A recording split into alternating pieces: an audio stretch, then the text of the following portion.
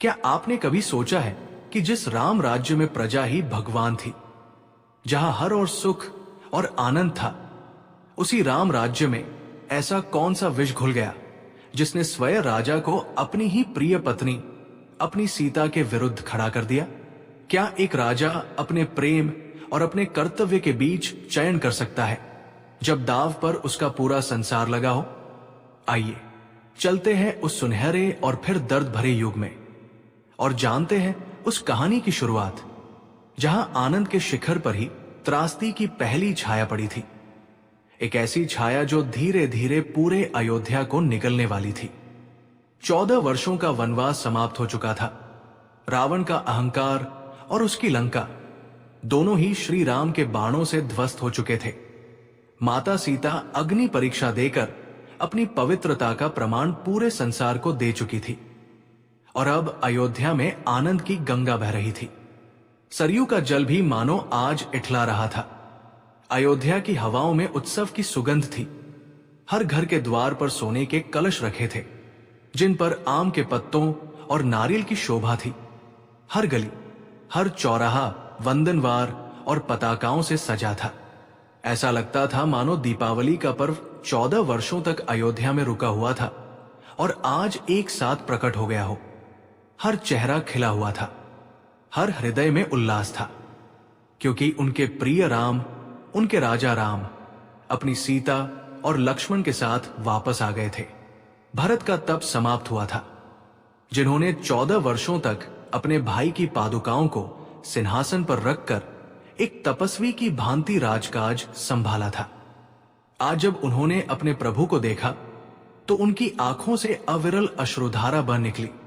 वे दौड़कर श्री राम के चरणों में गिर पड़े और दोनों भाइयों का वो मिलन देखकर पत्थर भी पिघल जाए। कौशल्या, सुमित्रा और कैके तीनों माताओं ने अपने पुत्रों को हृदय से लगाया, उनकी आरती उतारी और उनकी बलैया ली। अयोध्या का कण कण आज आनंद में डूबा था। गुरु वशिष्ठ के मंत्रोच्चार के साथ श्री राम का राज्याभिषेक हुआ और राम राज्य की स्थापना हुई। राम राज्य एक ऐसा राज्य जिसकी कल्पना आज भी की जाती है, जहां किसी को कोई दैविक या भौतिक ताप नहीं सताता था, जहां पिता के जीवित रहते पुत्र की मृत्यु नहीं होती थी, जहां सब एक दूसरे से प्रेम करते थे और धर्म के मार्ग पर चलते थे। किसी के मन में कोई बैर नहीं, कोई द्वेष नहीं, कोई लोभ नहीं, कोई मोह नहीं। सब नरनारी भक्ति में लीन थे और परम गति के अधिकारी थे। स्वयं भगवान शिव माता पार्वती से राम राज्य की महिमा का गुणगान करते थे। अयोध्या की गलियों में बच्चे ऐसे खेलते थे मानो उन्हें किसी का भय ही न हो। गायें इतना दूध देती थी कि मानो क्षीर सागर अयोध्या में ही उतर आया हो। वृक्ष फलों से लदे रहते थे और खेतों में फसलें लहलहाती थी। ये एक आदर्श राज्य था जिसकी धुरी थे मर्यादा पुरुषोत्तम श्री राम और उनकी शक्ति थी माता सीता। राजमहल में भी सुख का सागर लहरा रहा था। माता सीता गर्भवती थी और इस समाचार से पूरे रघुकुल में प्रसन्नता की लहर दौड़ गई थी। श्री राम माता सीता का हर क्षण ध्यान रखते। उनके मुख पर आने वाले शिशु का तेज और उल्लास देखकर राम का हृदय वात्सल्य से भर जाता। वे अक्सर एकांत में बैठकर आने वाले भविष्य के सुंदर स्वप्न बुनते। वे अपनी प्रजा के सुख को देखकर सुखी होते और उन्हें लगता था कि अब उनके जीवन में और अयोध्या के जीवन में केवल खुशियां ही खुशियां हैं।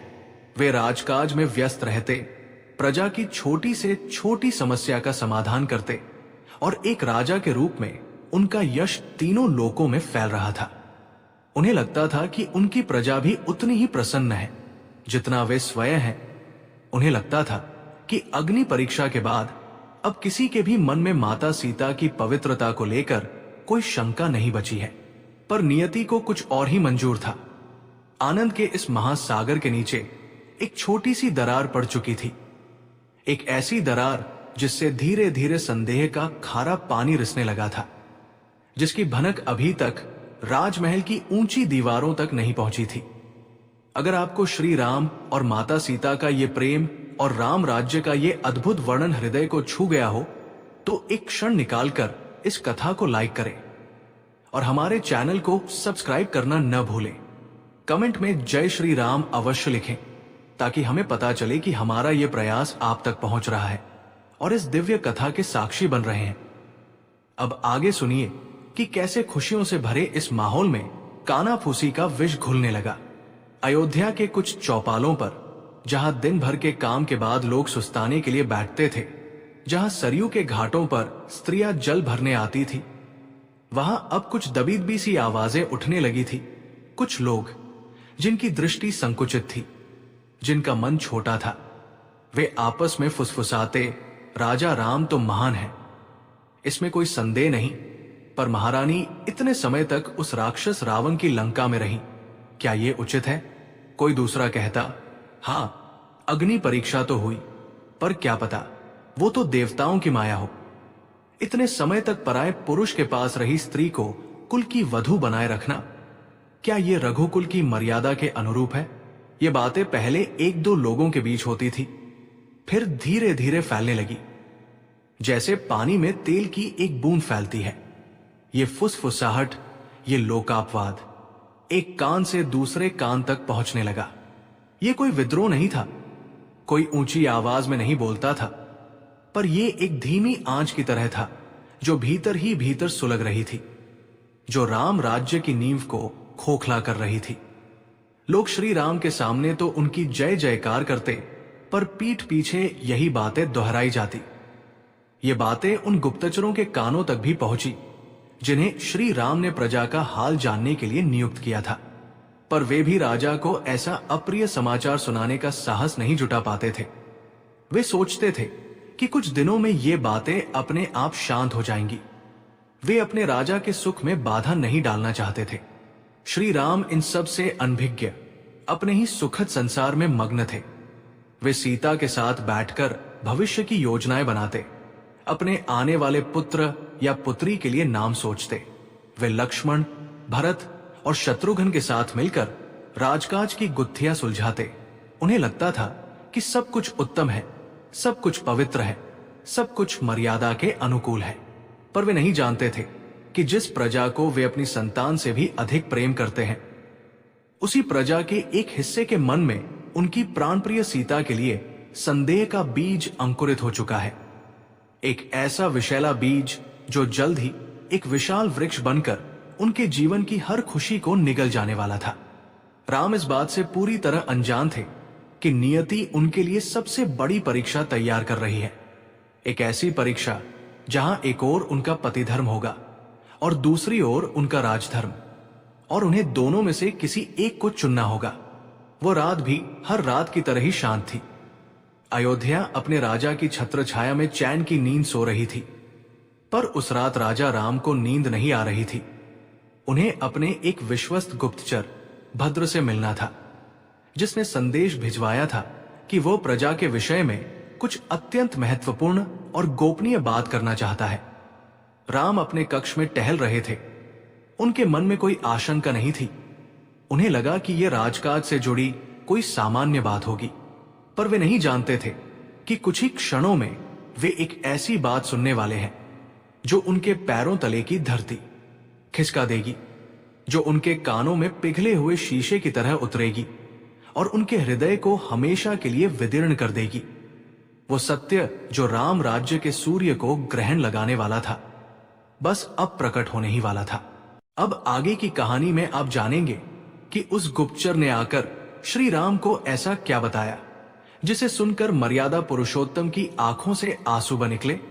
कैसे राम ने उस सत्य की पुष्टि करने का निर्णय लिया और कैसे एक साधारण धोबी के मुख से निकले कुछ शब्द पूरी अयोध्या के इतिहास को बदलने वाले थे। ये सब जानने के लिए हमारे साथ बने रहें। वह रात्रि हर रात्रि की भांति ही शांत थी। अयोध्या अपने राजा की छत्र छाया में चैन की नींद सो रही थी। सरयू की लहरें भी मानो विश्राम कर रही थी और राजमहल के कक्ष में माता सीता के मुख पर एक दिव्य शांति और मातृत्व का तेज बिखरा हुआ था। वे निद्रा में थी, शायद अपने आने वाली संतान के सुखद स्वप्नों में खोई हुई थी। पर उस रात राजा राम को नींद नहीं आ रही थी। उनके हृदय में एक अनजाना सा भारीपन था, एक ऐसी बेचैनी जिसका कोई कारण उन्हें समझ नहीं आ रहा था। वे अपने कक्ष में धीरे धीरे टहल रहे थे। उनके चरण पृथ्वी पर पड़ रहे थे, पर उनका मन किसी अदृश्य लोक में भटक रहा था। उन्हें अपने विश्वस्त गुप्तचर भद्र का इंतजार था, जिसने संदेश भिजवाया था कि वो प्रजा के विषय में कुछ अत्यंत महत्वपूर्ण और गोपनीय बात करना चाहता है। राम के मन में कोई विशेष आशंका नहीं थी। उन्हें लगा कि यह राजकाज से जुड़ी कोई सामान्य बात होगी। शायद प्रजा को कोई नई आवश्यकता हो या राज्य की सीमाओं पर कोई हलचल हो। वे तो अपनी प्रजा के हर सुख दुख को अपना सुख दुख मानते थे। इसीलिए उनके मन में बस यही था कि जो भी हो उसका समाधान वे तुरंत कर देंगे। पर वे नहीं जानते थे कि कुछ ही क्षणों में वे एक ऐसी बात सुनने वाले हैं जो उनके पैरों तले की धरती खिसका देगी, जो उनके कानों में पिघले हुए शीशे की तरह उतरेगी और उनके हृदय को, उनके विश्वास को, उनके प्रेम को हमेशा के लिए विदीर्ण कर देगी। वो सत्य जो राम राज्य के चमकते हुए सूर्य पर एक स्थायी ग्रहण लगाने वाला था, बस अब प्रकट होने ही वाला था। कुछ ही पलों में भद्र कक्ष के द्वार पर उपस्थित हुआ। उसका सिर झुका हुआ था।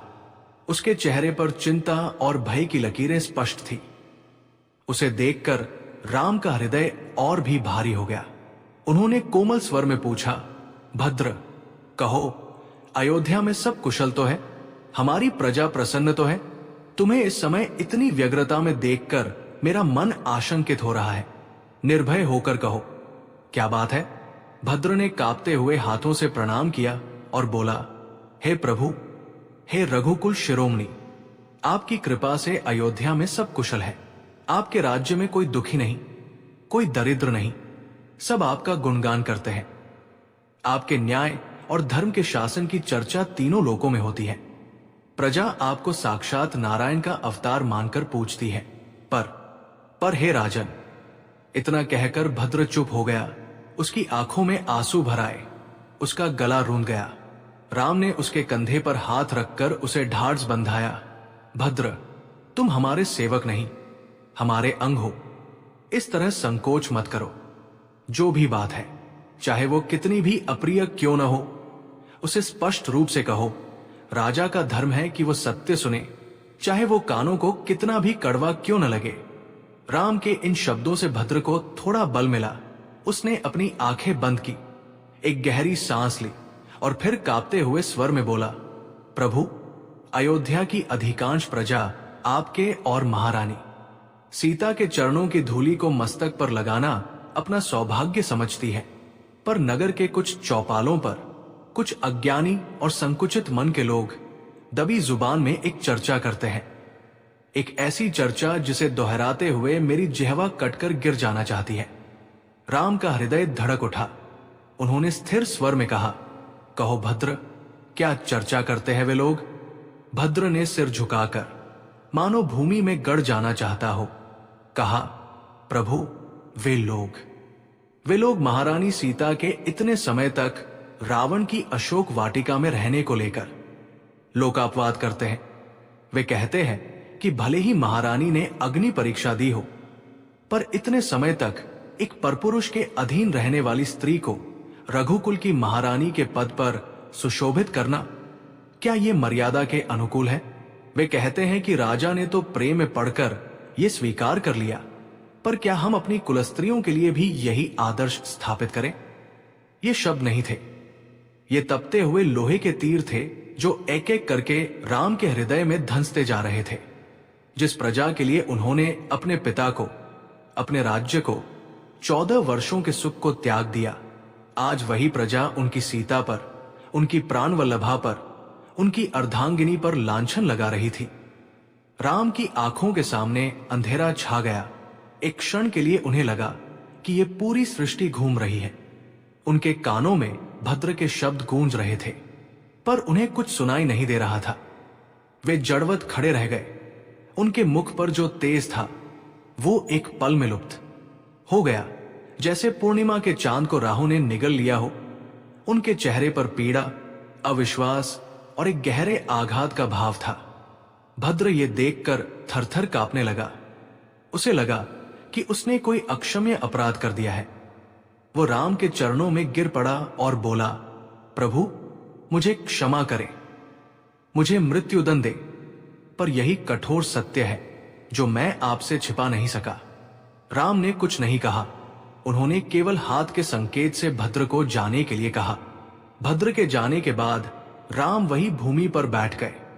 राजमहल की सारी शोभा, सारा ऐश्वर्य उन्हें आज काट खाने को दौड़ रहा था। वे उस कक्ष में अकेले थे, पर उनके भीतर एक महायुद्ध छिड़ गया था। एक ओर उनका पतिधर्म था, जो चीख चीख कर कह रहा था कि सीता पवित्र है, गंगा से भी अधिक निर्मल, अग्नि से भी अधिक पावन। उनका मन कह रहा था कि वे उन लोगों को दंड दें जिन्होंने उनकी सीता पर उंगली उठाने का दुस्साहस किया। पर तभी उनके भीतर बैठा राजा जाग उठा। राजधर्म कह रहा था, राम तुम केवल सीता के पति नहीं, तुम अयोध्या के राजा हो। और राजा की पत्नी पर प्रजा का कोई भी सदस्य यदि संदेह करता है तो ये राजा के चरित्र पर, उसके निर्णय पर और पूरे राज्य की मर्यादा पर एक प्रश्न चिन्ह है। यदि आज तुमने इस बात को अनदेखा कर दिया तो ये लोकापवाद एक चिंगारी से दावानल बन जाएगा और भविष्य में कोई भी राजा अपनी प्रजा के सामने एक आदर्श प्रस्तुत नहीं कर पाएगा। राम की आंखों से आंसुओं की धारा बह निकली। वे उस रात सो नहीं सके। हर क्षण उनके कानों में वही शब्द गूंजते रहे, राजा ने तो प्रेम में पड़कर ये स्वीकार कर लिया।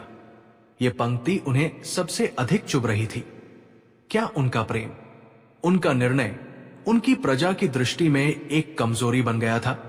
यदि आपको राजा राम की ये पीड़ा, उनका ये धर्म संकट अनुभव हो रहा है तो इस कथा को एक लाइक अवश्य दे और कमेंट में जय सियाराम लिखकर मर्यादा पुरुषोत्तम के प्रति अपनी श्रद्धा प्रकट करें। हमारे चैनल को सब्सक्राइब करना न भूलें ताकि आप इस मार्मिक कहानी के अंत तक हमारे साथ बने रहें।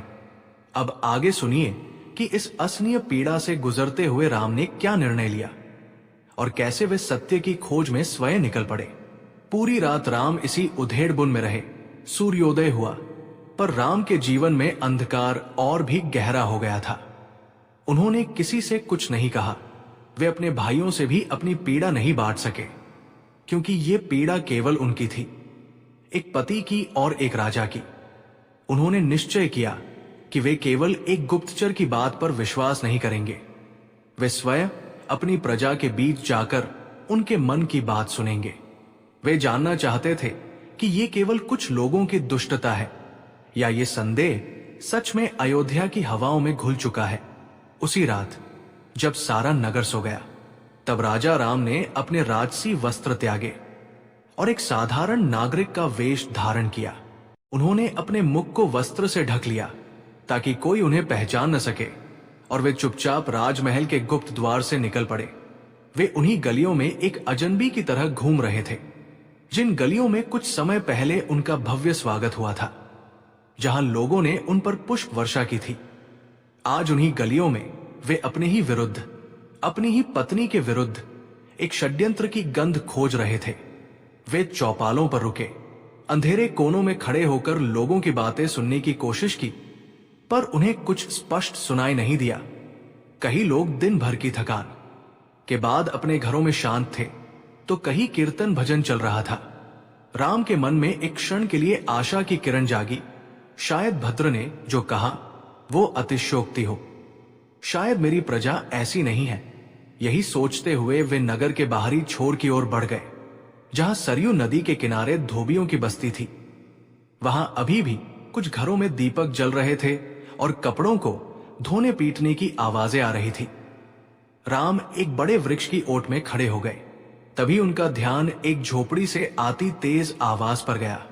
एक धोबी, जो शायद दिन भर का थका और किसी बात पर चिढ़ा हुआ था, अपनी पत्नी पर चिल्ला रहा था। उसकी पत्नी रो रही थी और कह रही थी, स्वामी मेरा विश्वास करो, मैं अपनी माता के घर ही रुकी थी।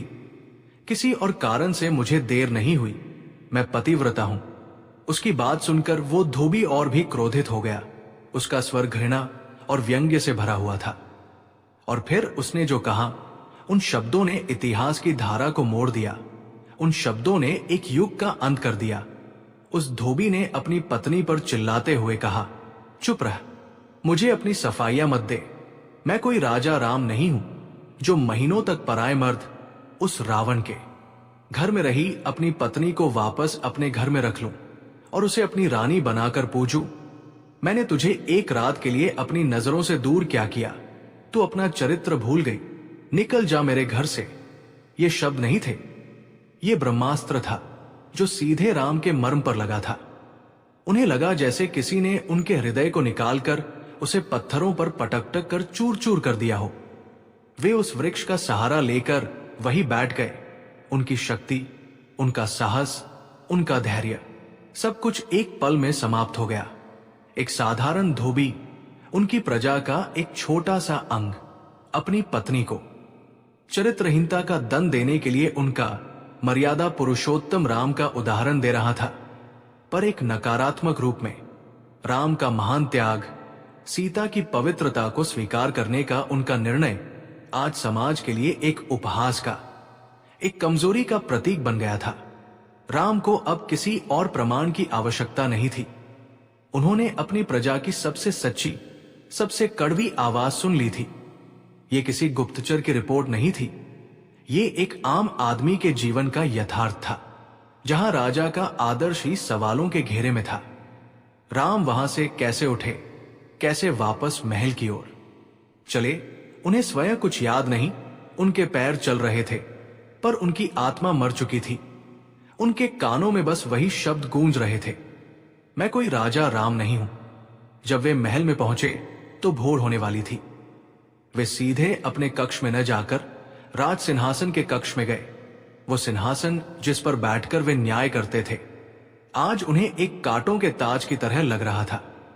वे उस खाली कक्ष में, उस मौन सिंहासन के सामने खड़े हो गए और 14 वर्षों के वनवास में, पिता की मृत्यु पर और रावण से युद्ध करते हुए भी, जिस राम की आंखों ने कभी आंसुओं को बहने की अनुमति नहीं दी थी, आज वही राम अपनी प्रजा के एक शब्द से टूटकर एक बच्चे की तरह फूट फूट कर रो पड़े।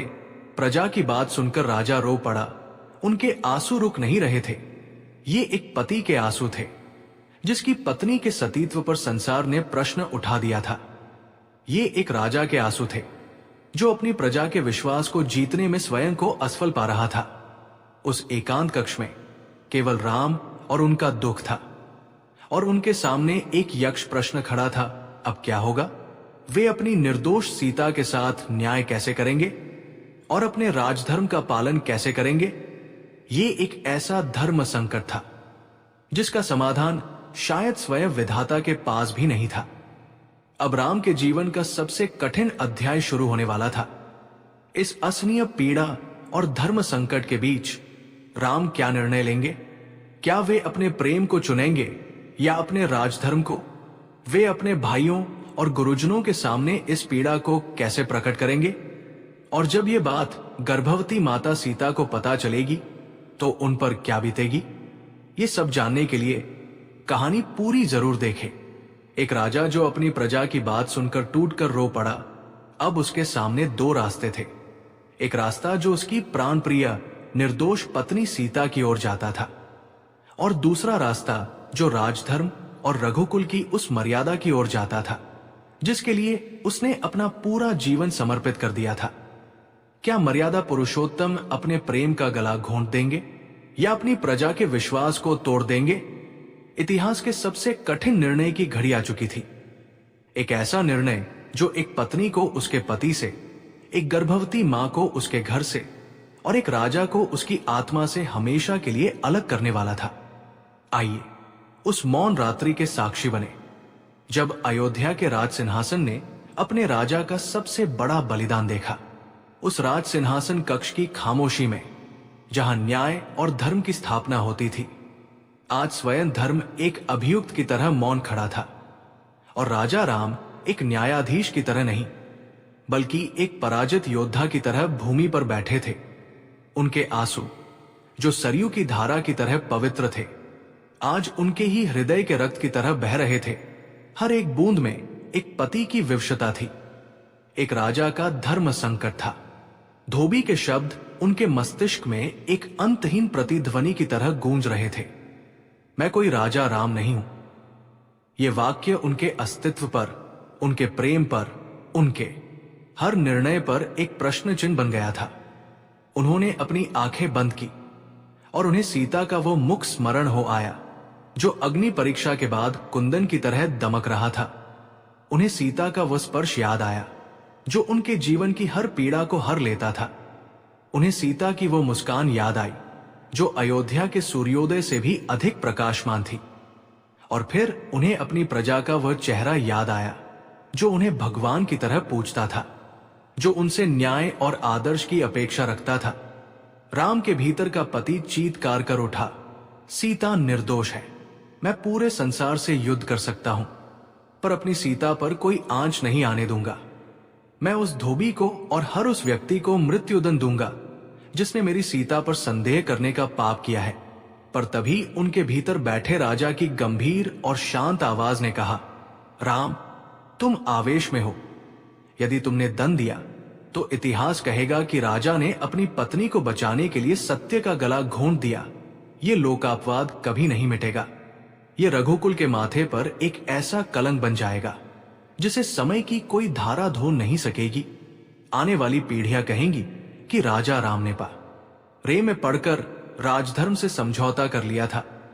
तुम्हारा आदर्श खंडित हो जाएगा, और यदि राजा का आदर्श ही खंडित हो गया तो प्रजा धर्म के मार्ग पर कैसे चलेगी? एक राजा का निजी सुख, उसकी निजी भावनाएं, राज्य की मर्यादा और प्रजा के विश्वास से बड़ी नहीं हो सकती। पति और राजा के इस द्वंद्व में राम का शरीर कांप रहा था। उन्होंने अपने पूर्वजों को स्मरण किया, राजा हरिश्चंद्र को, जिन्होंने सत्य के लिए अपना राजपाट, अपनी पत्नी, अपने पुत्र को बेच दिया था। राजा शिबी को, जिन्होंने एक कबूतर के प्राण बचाने के लिए अपने शरीर का मांस काट कर दे दिया था। उन्हें अपने पिता दशरथ का स्मरण हुआ, जिन्होंने वचन के लिए अपने प्राण त्याग दिए थे। और राम ने समझ लिया कि रघुकुल की परंपरा बलिदान की परंपरा है, त्याग की परंपरा है, और आज नियति उनसे उनके जीवन का सबसे बड़ा बलिदान मांग रही थी। उन्होंने अपने आंसू पोंछे। उनकी आंखों में अब पीड़ा की जगह एक कठोर निश्चय था, एक ऐसा निश्चय जो वज्र से भी अधिक कठोर था। उन्होंने अपने सेवकों को आज्ञा दी कि उनके तीनों भाइयों भरत, लक्ष्मण और शत्रुघ्न को तत्काल सभा में उपस्थित किया जाए। जब तीनों भाई वहां पहुंचे तो अपने ज्येष्ठ भ्राता की दशा देखकर उनका हृदय कांप उठा। राम की आंखें सूजी हुई थी, उनका मुख पीला पड़ गया था, और वे उस सिंहासन के पास ऐसे खड़े थे जैसे कोई निर्जीव प्रतिमा हो। लक्ष्मण सबसे पहले आगे बढ़े। भैया, क्या हुआ? आप इस दशा में क्यों हैं? क्या किसी शत्रु ने अयोध्या की ओर देखने का दुस्साहस किया है? आप आज्ञा दें, मैं अभी उसके शीश को धड़ से अलग कर दूंगा। भरत ने भी चिंतित स्वर में पूछा, प्रभु, कौन सी चिंता आपको इस तरह सता रही है? हमें बताइए, हम आपके दास हैं, आपके दुख को बांट लेंगे। राम ने एक गहरी ठंडी सांस ली और फिर उन्होंने भद्र की कही बात से लेकर धोबी के वृत्तांत तक सब कुछ अपने भाइयों को सुना दिया। जैसे जैसे राम बोल रहे थे, लक्ष्मण का चेहरा क्रोध से लाल होता जा रहा था। उनकी मुट्ठियां भिंज गई थी, उनकी सांसें तेज हो गई थी। जैसे ही राम ने अपनी बात समाप्त की, लक्ष्मण अपनी तलवार की मूठ पर हाथ रखकर गरज उठे, बस बहुत हुआ भैया, मैं अब और नहीं सुन सकता। उस दुष्ट धोबी का इतना साहस, और उन नीच नगरवासियों का भी, जिन्होंने माता सीता जैसी देवी पर लांछन लगाया। मैं अभी जाकर उन सबकी जिह्वाएं खींच लूंगा। मैं अयोध्या की गलियों में रक्त की नदी बहा दूंगा, पर अपनी मां समान भाभी का अपमान सहन नहीं करूंगा। भरत ने लक्ष्मण को शांत करने का प्रयास किया, पर वे स्वयं भी पीड़ा से कांप रहे थे। उन्होंने राम से कहा, भैया, लक्ष्मण का क्रोध अनुचित नहीं है। प्रजा को ये अधिकार किसने दिया कि वे हमारी माता की पवित्रता पर प्रश्न उठाएं? अग्नि परीक्षा क्या एक दिखावा थी? हम प्रजा को समझाएंगे, उन्हें सत्य बताएंगे। राम ने एक फीकी, दर्द भरी मुस्कान के साथ कहा, भरत, तुम किसे समझाओगे? संदेह का कोई उपचार नहीं होता। यदि मैं आज उन्हें दंड दूंगा तो वे कहेंगे कि राजा ने बलपूर्वक हमें चुप करा दिया। यदि मैं उन्हें समझाऊंगा तो वे कहेंगे कि राजा अपनी गलती पर पर्दा डाल रहा है। लोकापवाद की अग्नि तर्क के जल से नहीं बुझती भरत, वो केवल एक ही वस्तु से बुझती है, बलिदान से। ये सुनकर तीनों भाई सन्न रह गए। उन्हें एक अनिष्ट की आशंका होने लगी। राम ने अपनी दृष्टि लक्ष्मण पर स्थिर की और फिर उन्होंने जो कहा उसे सुनकर आकाश क्यों नहीं फट गया, धरती क्यों नहीं दहल गई? ये एक आश्चर्य है। राम ने कांपते पर दृढ़ स्वर में कहा, लक्ष्मण मेरे भाई, तुमने जीवन भर मेरी हर आज्ञा का पालन किया है। आज मैं तुमसे कुछ मांग रहा हूं और तुम्हें मेरे सिर की सौगंध है, तुम मना नहीं करोगे। लक्ष्मण ने रोते हुए कहा, भैया आप मेरे प्राण मांग लीजिए, मैं एक क्षण में दे दूंगा, पर ऐसी भूमिका मत बांधिए। राम ने अपनी आंखें बंद कर ली और कहा, लक्ष्मण कल प्रातः तुम सीता को रथ में बिठाकर गंगा के पार तमसा नदी के तट पर स्थित महर्षि वाल्मीकि के आश्रम के निकट छोड़ आओगे। सीता ने कुछ दिन पहले उन पवित्र आश्रमों को देखने की इच्छा जताई थी। तुम इसी बहाने उन्हें ले जाना और वहां छोड़कर वापस आ जाना। और सुनो, उन्हें सत्य मत बताना, बस उन्हें वहां छोड़कर लौट आना। ये आज्ञा नहीं थी, ये लक्ष्मण के हृदय पर चलाया गया एक खड्ग था। वे चीख पड़े, नहीं भैया नहीं, ये पाप मैं नहीं कर सकता। मैं अपनी मां को, जो स्वयं गर्भवती है, इस अवस्था में जंगल में कैसे छोड़ सकता हूं? इससे अच्छा है आप मेरा वध कर दें। मैं ये नहीं करूंगा। लक्ष्मण राम के चरणों में गिरकर एक बच्चे की तरह रोने लगे। भरत और शत्रुघ्न भी जड़वत खड़े थे। उनकी आंखों से अविरल अश्रु बह रहे थे। राम ने नीचे झुककर लक्ष्मण को उठाया, उन्हें अपने हृदय से लगाया और स्वयं भी रो पड़े। उन्होंने कहा, लक्ष्मण ये कार्य तुमसे अधिक क्रूर और कोई नहीं कर सकता, इसीलिए मैं ये तुम्हें सौंप रहा हूं, क्योंकि मैं जानता हूं कि मेरे दुख को, मेरे धर्म संकट को तुमसे बेहतर कोई नहीं समझता। ये मेरे राजा होने की सजा है लक्ष्मण, और ये तुम्हें मेरे भाई होने की सजा मिल रही है। जाओ और मेरे इस कलंकित जीवन के सबसे काले अध्याय को अपने हाथों से लिख दो। ये राजा आज्ञा है। राम के मुख से राजाज्ञा शब्द सुनकर लक्ष्मण पत्थर के हो गए। एक सेवक के रूप में, एक अनुज के रूप में वे राजा और ज्येष्ठ भ्राता की आज्ञा टाल नहीं सकते थे। उन्होंने रोते हुए सिर झुकाकर उस आज्ञा को स्वीकार कर लिया। वह रात अयोध्या के इतिहास की सबसे काली रात थी। एक भाई अपने भाई को उसकी आत्मा को मारने का आदेश दे रहा था और दूसरा भाई उस आदेश को पूरा करने के लिए विवश था। यदि रघुकुल के इस त्याग और राम के इस कठोर निर्णय ने आपके मन को द्रवित कर दिया है तो कमेंट में है राम लिखकर अपनी भावनाएं व्यक्त करें। इस कथा को उन लोगों तक पहुंचाएं जो धर्म और त्याग के मर्म को समझना चाहते हैं और हमारे साथ अंत तक बने रहें, ये देखने के लिए कि जब सीता को इस सत्य का पता चला तो उन्होंने क्या किया। अगली सुबह अयोध्या में सब कुछ सामान्य था, पर राजमहल के भीतर एक तूफान छिपा था। लक्ष्मण ने एक सुंदर रथ तैयार करवाया और कांपते हुए हृदय से माता सीता के कक्ष में पहुंचे। सीता उन्हें देखकर प्रसन्न हुई। आओ देवर, आज तुम सुबह सुबह, क्या भैया ने तुम्हें भेजा है? लक्ष्मण कुछ बोल न सके, बस सिर हिला दिया। सीता ने उत्सुकता से पूछा, क्या कोई विशेष बात है? लक्ष्मण ने बड़ी कठिनाई से अपने आंसुओं को पीकर कहा, भाभी, आपने कुछ दिन पूर्व गंगा तट पर ऋषियों के आश्रम देखने की इच्छा प्रकट की थी। भैया ने मुझे आज्ञा दी है कि मैं आपको वहां घुमा लाऊं। यह सुनकर सीता का मुख कमल खिल उठा। वे एक बालिका की तरह प्रसन्न हो गई। सच, भैया को मेरा कहां इतना याद था। वे मेरा कितना ध्यान रखते हैं। रुको, मैं अभी तैयार होकर आती हूं और भैया से मिलकर धन्यवाद भी कह दूंगी। यह सुनकर लक्ष्मण का कलेजा मुंह को आ गया। उन्होंने तुरंत कहा, नहीं भाभी, भैया राजकार्य में अत्यंत व्यस्त है। उन्होंने कहा है कि आप उनसे मिले बिना ही प्रस्थान करें।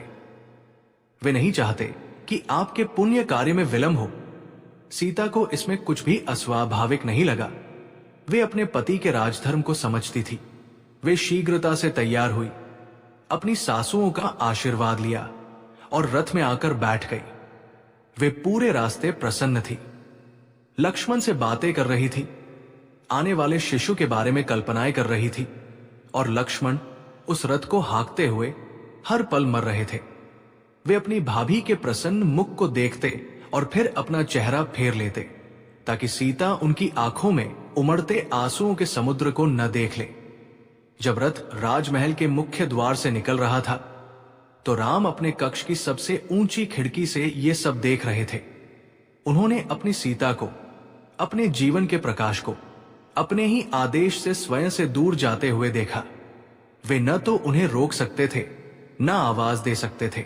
वे बस एक पत्थर की मूर्ति की तरह खड़े रहे, जब तक कि रथ उनकी आंखों से ओझल नहीं हो गया। और जैसे ही रथ ओझल हुआ, राम वही भूमि पर गिर पड़े। उनका हृदय मानो उनके शरीर को छोड़कर सीता के साथ ही चला गया था। रथ गंगा के तट पर पहुंचा। सुमंत ने नाव की व्यवस्था की। लक्ष्मण और सीता नाव में बैठकर गंगा के उस पार पहुंचे। उस पार घना जंगल था और वातावरण में एक अजीब सी उदासी थी। सीता ने चारों ओर देखकर कहा, लक्ष्मण, यहां तो कोई आश्रम दिखाई नहीं दे रहा, केवल घना वन है। हम कहां आ गए हैं? अब लक्ष्मण के सब्र का बांध टूट गया। वे और अधिक इस धोखे का भार नहीं सह सकते थे। वे सीता के चरणों में गिर पड़े और दहाड़े मारकर रोने लगे। मुझे क्षमा कर दो मां, मुझे क्षमा कर दो। मैं पापी हूं, मैं अधम हूं, मैं आपका अपराधी हूं। सीता घबरा गई। उन्होंने लक्ष्मण को उठाते हुए कहा, ये क्या कर रहे हो लक्ष्मण? तुम मेरे पुत्र समान हो, तुम अपराधी कैसे हो सकते हो? शांत हो जाओ और मुझे बताओ, क्या बात है? भैया तो कुशल से है ना? लक्ष्मण ने रोते रोते हिचकियों के बीच कांपते हुए स्वर में सब कुछ बता दिया। अयोध्या में फैला लोकापवाद, धोबी के कहे हुए शब्द और राजा राम का कठोर निर्णय, एक एक शब्द सीता के हृदय में शूल की तरह चुभ रहा था। जब उन्होंने पूरी बात सुनी तो वे न रोई न चीखी। वे बस जड़वत खड़ी रह गई। उनकी आंखों से आंसुओं की एक धारा चुपचाप बह निकली। उन्हें अपने पति पर क्रोध नहीं आया, उन्हें अपनी नियति पर, एक स्त्री होने की विडंबना पर गहरा दुख हुआ। उन्होंने आकाश की ओर देखकर एक गहरी सांस ली और फिर शांत पर दृढ़ स्वर में लक्ष्मण से कहा, उठो लक्ष्मण, इसमें तुम्हारा कोई दोष नहीं है। तुम तो केवल अपने भ्राता की आज्ञा का पालन कर रहे थे, और मेरे स्वामी राजा राम ने जो किया वो एक राजा के लिए उचित ही है। उन्होंने अपने प्रेम पर अपने राजधर्म को चुना, यही रघुकुल की मर्यादा है। मैं उनकी इस मर्यादा पर कोई आंच नहीं आने दूंगी, पर जाकर उनसे कहना, जाकर अपने भैया से पूछना कि क्या वे नहीं जानते थे कि मैं पवित्र हूं? क्या अग्नि परीक्षा केवल संसार को दिखाने के लिए थी, उनके अपने विश्वास के लिए नहीं? और उनसे कहना कि उनकी प्रजा ने आज अपनी महारानी का नहीं, अपनी एक गर्भवती कुलवधू का त्याग किया है। इसका पाप उन पर लगेगा। जाओ लक्ष्मण, और लौटकर मेरी चिंता मत करना। मैं जनक की पुत्री और रघुकुल की वधू हूं। मैं अपनी रक्षा करना जानती हूं।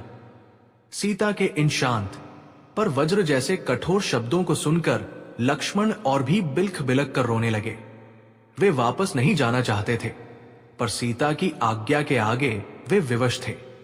भारी मन से रोते कल्पते लक्ष्मण ने अपनी मां समान भाभी को उस निर्जन वन में अकेला छोड़ा और नाव पर बैठकर वापस लौट गए। जैसे जैसे नाव किनारे से दूर होती गई, सीता का बिंब छोटा होता गया और लक्ष्मण को लगा कि वे अपने जीवन की सारी पुण्य, सारी अच्छाई उसी तट पर छोड़कर जा रहे हैं। जब सीता उस निर्जन वन में अकेली रह गई, तब उनका धैर्य टूटा। वे एक वृक्ष के नीचे बैठकर फूट फूट कर रोई, पर तभी वहां वेदों का पाठ करते हुए मुख पर दिव्य तेज लिए महर्षि वाल्मीकि प्रकट हुए। उन्होंने अपनी दिव्य दृष्टि से सब कुछ जान लिया था। वे सीता के पास आए और एक पिता की तरह उनके सिर पर हाथ रखकर बोले, पुत्री, रो मत। तुम जनक नंदिनी हो, तुम महारानी हो, और तुम इस आश्रम की बेटी हो। ये कोई संयोग नहीं है कि राम ने तुम्हें मेरे ही आश्रम के निकट छुड़वाया है। ये नियति का विधान है। चलो, ये आश्रम अब तुम्हारा ही घर है। महर्षि वाल्मीकि के इन शब्दों ने सीता को सांत्वना दी और वे उनके साथ आश्रम की ओर चल पड़ी। उधर अयोध्या में राम एक जीवित शव की तरह राजकाज कर रहे थे। वे हंसना भूल गए थे, वे सोना भूल गए थे। अयोध्या में राम राज्य था, हर ओर सुख था, समृद्धि थी, न्याय था। पर अयोध्या का राजा सुखी नहीं था। वो हर रात अपनी सीता को याद करके रोता था। वर्षों बीत गए। राम ने राजधर्म का पालन करते हुए अश्वमेध यज्ञ करने का निश्चय किया। यज्ञ के नियम के अनुसार पत्नी का साथ होना अनिवार्य था। सभी ने सोचा कि अब राजा राम दूसरा विवाह करेंगे, पर राम ने सबको चकित कर दिया। उन्होंने कहा, राम के जीवन में सीता का स्थान कोई नहीं ले सकता। और उन्होंने सोने की एक सीता की प्रतिमा बनवाई और उस स्वर्ण सीता को अपनी पत्नी के स्थान पर बिठाकर पूरा यज्ञ संपन्न किया। ये देखकर पूरी प्रजा, जो कभी सीता पर संदेह करती थी, आज लज्जा और पश्चाताप की अग्नि में जल रही थी। उन्होंने समझ लिया कि उनके राजा का प्रेम कितना महान और अटल है। राम ने सीता को त्याग कर राजधर्म निभाया था, पर स्वर्ण सीता को अपनाकर उन्होंने अपने पति धर्म को अमर कर दिया। उन्होंने संसार को दिखा दिया कि राजा राम के लिए उनकी पत्नी एक ही थी, सीता, और वही रहेगी। पर यह कहानी यहां समाप्त नहीं हुई, क्योंकि नियति ने अभी अपना अंतिम अध्याय नहीं लिखा था। वाल्मीकि के आश्रम में सीता के 2 पुत्रों लव और कुश ने जन्म लिया था, जो अपने पिता की तरह ही तेजस्वी और वीर थे, और जो एक दिन अपने ही पिता के दरबार में आकर उन्हीं की गौरवशाली पर दर्द भरी गाथा गाकर पूरे अयोध्या को सत्य का आईना दिखाने वाले थे। मर्यादा पुरुषोत्तम राम और देवी सीता के इस अलौकिक प्रेम और त्याग की गाथा अनंत है। उनके पुत्रों लव और कुश ने आगे इस कहानी को कैसे बढ़ाया, ये जानने के लिए हमारे चैनल को सब्सक्राइब करें। इस वीडियो को हर उस व्यक्ति के साथ साझा करें जो भारतीय संस्कृति और धर्म के गहरे मूल्यों को समझना चाहता है, और कमेंट बॉक्स में जय सियाराम का जयघोष करना न भूलें। आपका प्रेम ही हमारी प्रेरणा है।